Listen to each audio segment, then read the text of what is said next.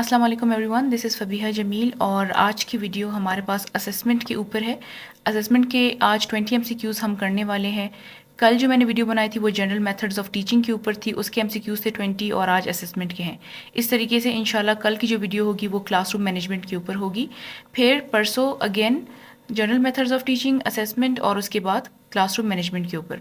तो इस तरीके से लाइन वाइज चलते जाएंगे, क्योंकि मेरी एक फ्रेंड ने भी मुझे ये ओपिनियन दिया कि आप इस तरीके से करते जाएं ताकि हमारे एक साथ जो है सारे पोर्शंस वो कंप्लीट होते हैं। कल वाली वीडियो में मैंने ज़्यादा एक्सप्लेन किया था, तो अब क्योंकि टाइम का मुकाबला सख्त वाला टाइम आ गया है, तो मैं आज आपको बहुत ज़्यादा एक्सप्लेन नहीं करूँगी।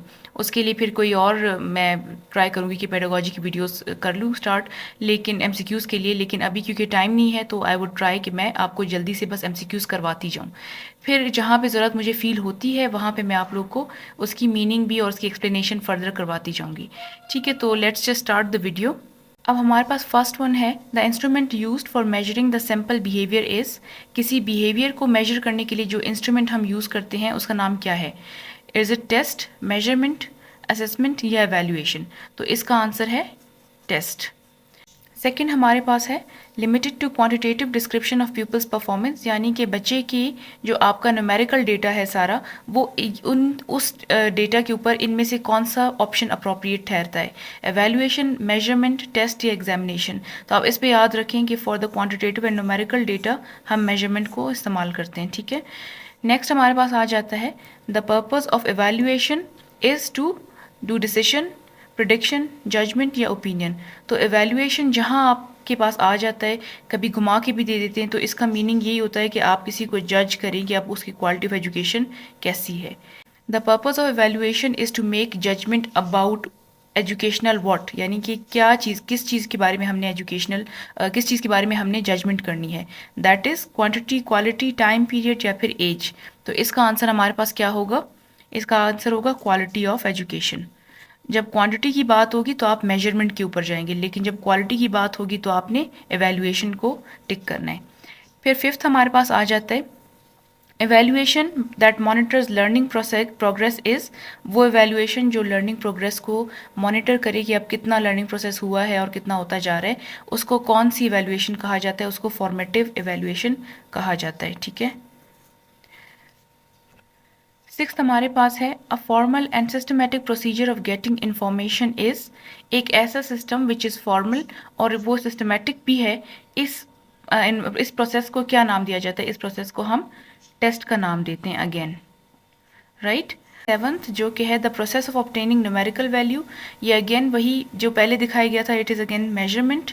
जब आप न्यूमेरिकल या क्वांटिटेटिव डेटा ऑब्टेन करते हैं तो वो आपका मेजरमेंट में आता है। एट्थ आपके पास है the sum of questions is, यानी कि बहुत सारे क्वेश्चंस जब हमारे पास होते हैं तो हम उसको क्या नाम देते हैं? हम उसको टेस्ट का नाम देते हैं। कोई स्पेसिफिक टेस्ट है, उसमें आपके पास 10, 20, 30 क्वेश्चंस हैं, तो वो एक टेस्ट हो गया। ठीक है, फिर हमारे पास है नाइन्थ के ऊपर the first step in the measurement is decision of what to measure, development, administering या मार्किंग? तो इसमें आपका जो है ना वो सामने ही आ रहा है कि आपने पहले तो डिसीजन लेना है कि हमने मेजर क्या करना है। इसको वो आगे पीछे भी कर सकते हैं, तो आपने देख के करना है कि हमने किस चीज़ पे लगाना है, क्योंकि डिसीजन होगा तो फिर उसके बाद डेवलप होगा, फिर आप उसको एडमिनिस्टर करेंगे और फिर आप उसकी मार्किंग करेंगे। टेंथ आपके पास है the purpose of formative evaluation. Formative evaluation का क्या पर्पज़ है?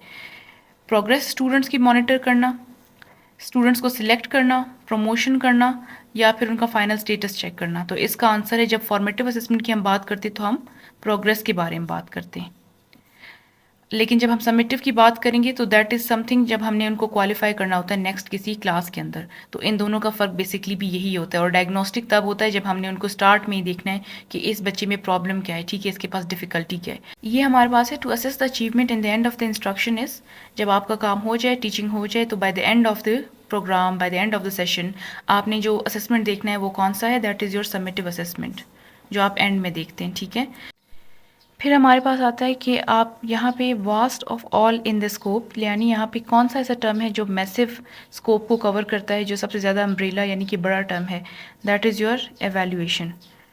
फिर आपके पास है द राइट सीक्वेंस इज़। इनको आपने पढ़ना है और आपने देखना है कि पहले क्या चीज़ होती है, सेकंड क्या है, थर्ड और फिर फोर्थ। तो इसमें टेस्ट, असेसमेंट, एवेल्युएशन, मेजरमेंट, या फिर असेसमेंट, मेजरमेंट, एवेल्युएशन, टेस्ट। आप इसको इस तरीके से भी देख सकते हैं कि आप पहले तो एक्सक्लूड कर लेना, आपने ऊपर वाला एक्सक्लूड कर लिया क्योंकि लास्ट में यहाँ पे मेजरमेंट हो रही है जो कि गलत है। आपकी एंड में बेसिकली जो बड़ा टर्म होता है दैट इज़ योर एवेल्युएशन, तो आपकी एंड में एवेल्युएशन होती है क्योंकि आपने तब क्वालिफाई करना होता है। और आप इसको भी एक्सक्लूड कर लें क्योंकि यहाँ पे भी वैल्यूएशन नहीं है। अब आपके पास ये दोनों रहते हैं और इन दोनों में से आपने देखना है कि क्या चीज़ सेकंड पे आ रही है। तो यहाँ पे आपका पहले ये आंसर ठीक है क्योंकि पहले टेस्ट है, फिर मेजरमेंट है, फिर उसके बाद असेसमेंट है और फिर फाइनल में आपके पास एवेल्युएशन है। तो आपने इस तरीके से एक्सक्लूड करना है और फिर एक को चूज़ करना है। फिर 14th हमारे पास है the least scope is. Least scope जाहिर सी बात है, जब हमने यहाँ पे सीक्वेंस की तो सबसे पहले टेस्ट था और लीस्ट स्कोप भी आपके पास टेस्ट का आएगा। अच्छा, आप जब साथ साथ करें ना तो आपको लग रहा है कि सारे MCQs एक जैसे, नहीं, इनमें से क्या पता ये MCQ आ जाए या ये आ जाए, तो आपने इसीलिए इनको समझना है, ठीक है। फिर आपके पास 15th का आता है permanent difficulties in learning are investigated in. कोई डिफ़िकल्टी है बच्चे को, हमें कैसे पता चलेगा, तो उसके लिए हमने उसको डायग्नोज करना है, that is your diagnostic evaluation. फिर है ब्रॉडर इन मीनिंग इज़, इनमें से कौन सा है जो सबसे ज़्यादा ब्रॉडर है, तो आपका ब्रॉडर एम होता है। अगर गोल होता तो वहाँ पे आपने गोल नहीं करना था, फिर भी आपने एम ही करना होता है क्योंकि पहले ऑब्जेक्टिव होता है, फिर आपका गोल होता है और फिर आपका एम होता है। अच्छा, देन हमारे पास है procedure use to determine the person's ability. किसी बंदे की एबिलिटी को हमें अगर डिटरमाइन करना है तो उसके लिए हमारे पास मैक्सिमम परफॉर्मेंस टेस्ट यूज़ होते हैं, ठीक है। 18th पे हमारे पास है the purpose of evaluation is to, ये वही आसान सी चीज़ है, to make judgement about the quality of something, this is known as evaluation. In 19th we have in norm reference test the comparison is in between. किसके बीच में हम कंपैरिजन करवाते हैं नॉर्म रेफरेंस में, हम इंडिविजुअल्स के बीच में कंपैरिजन करते हैं। और 20 जो कि हमारा लास्ट MCQ है, that is in which question marking will be more reliable. तो आप सबको पता है सॉलिड मार्क्स किसके होते हैं, मल्टीपल चॉइस क्वेश्चंस के होते हैं क्योंकि उसमें मार्किंग आपकी रिलायबल होती है क्योंकि या तो वो सही है या तो फिर वो गलत है। So that is all for today. I hope you people enjoyed the video. If you did, kindly like, share and subscribe because this is the time when educational content needs to get promoted. Thank you so much.